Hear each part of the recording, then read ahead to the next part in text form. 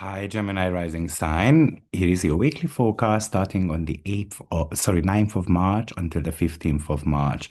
I think this is one of the most significant week, or at least arguably more significant than for any other signs, because Mercury is retrograde, but Jupiter is stationing direct. And therefore, they are going to be making a trine, and that could be actually very important. Now, Mercury is the ruler of your chart, right? And Mercury is placed in the 10th house. So, on one hand, this is somehow, I think it should be about you getting your spark back. Maybe in the last, 4 or 5 months, maybe you felt a little bit out of luck. Maybe you kind of felt like that you were not noticed as much. Now, these can give you the end of it. This can make you more visible.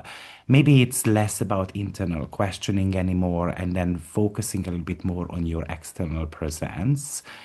Mercury is still retrograde, so, don't let that fool you into staying quiet. This is about reclaiming your power in a way and showing the world the new version of yourself.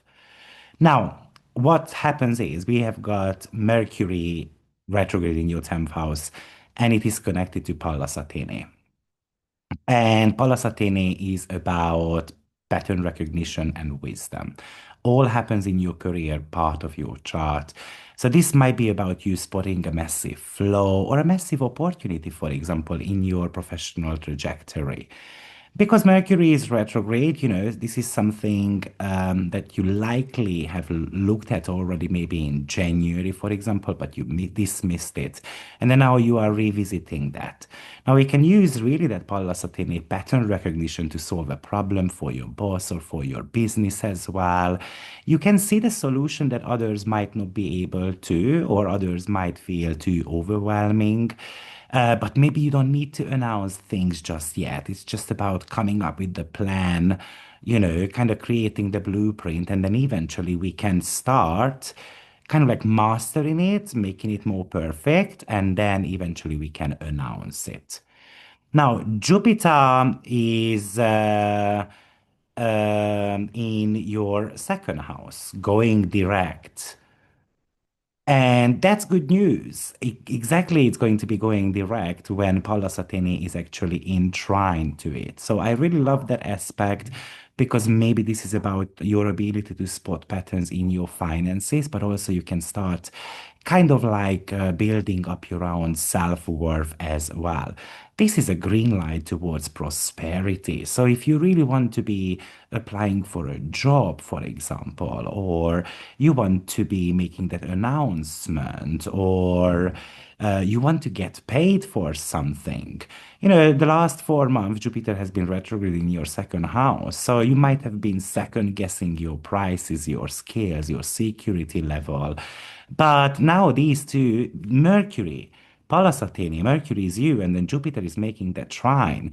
So this is about kind of like money falling from the sky.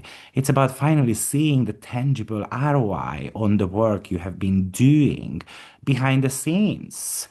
So, and then with that Mercury and Pallas Athene conjunction, it is also about potentially seeing an opportunity for building a better reputation as well.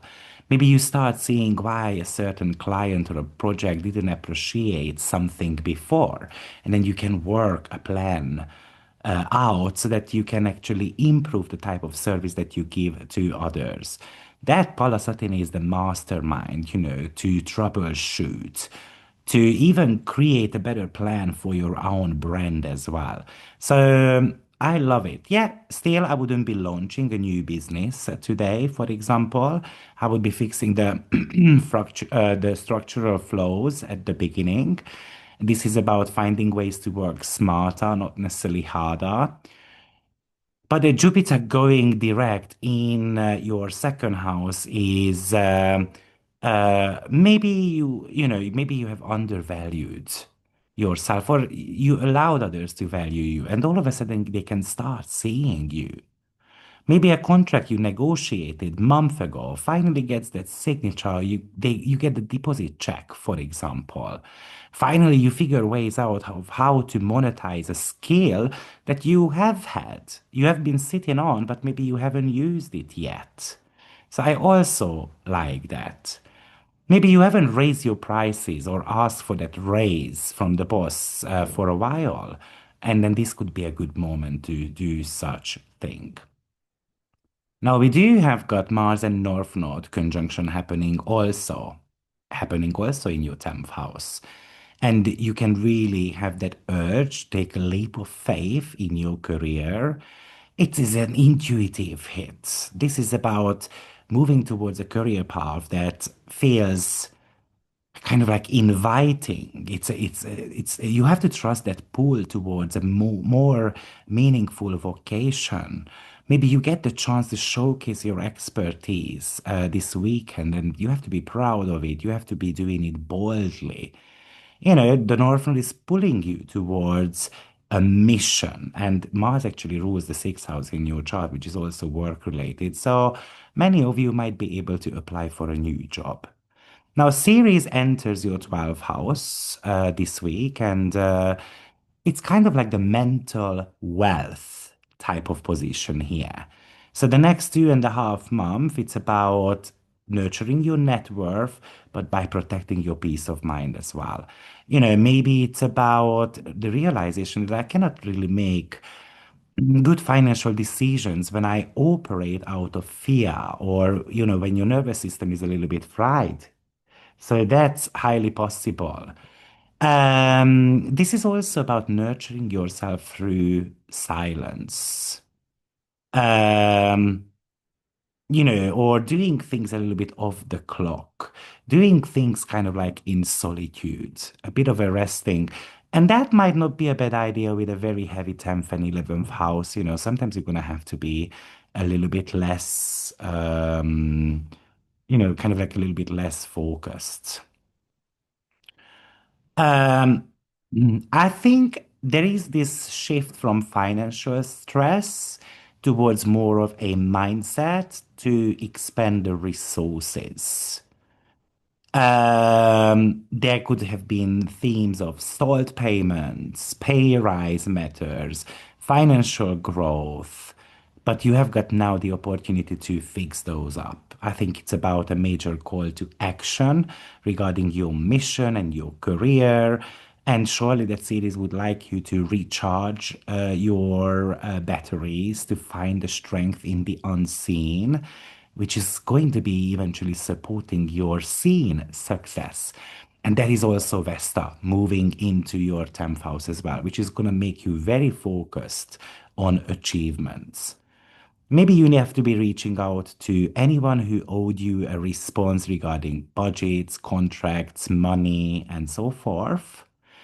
If you feel kind of like this pull towards a new professional direction, then I would say that that's a North Node signal that is telling you that it's actually time. And Ceres wants you to invest in peace a little bit. And sometimes maybe we need to log off, maybe that brain needs a bit of a 12th house silence to process something.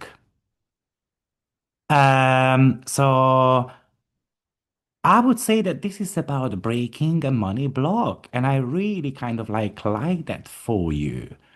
And obviously, the other thing that's potentially important to mention is that the 10th house is only going to work when you are in the spotlight. And Jupiter is the ruler of your 10th house. So you have to have the courage, you have to have the confidence to be in the spotlight. Say yourself that, you are the architect of your own identity. I am powerful. Say such things. And with Ceres moving into that 12th house, that's also about building a bit of an inner sanctuary. Um, it's about being able to be alone and then loving the self without having to rely on what others thinks of me. But it really feels like you're gonna have to be out there. Maybe with that Mars and North Node, it's a leadership position that you can be getting. Maybe it's an opportunity for you to take charge of a project, for example. And maybe it's testing you, kind of like whether you are capable of certain type of leadership positions. But let's have that focus, the shift from self-doubt to more of a confidence. I think that's one of the biggest message that I can actually give you here. So I think I have mentioned everything that's actually important to know. But also, one of the things actually that came to my mind with the 11th house activations. Maybe sometimes if we are unable to carry out a task, for example, we're going to have to be able to ask for help. This is about companionship as well at the same time. This is about being able to share the stage. This is about being able to share the love with others as well. Why? Because Mercury is you and Jupiter is your partner or a business partner or certain type of people in our lives. So this is also bringing in the topic of intimacy in your chart as well. If you are single, this is actually an opportunity to reconnect with someone, but you have to be determined to move because Jupiter is going to move. He's going to go stationary first, so someone has to make the move here.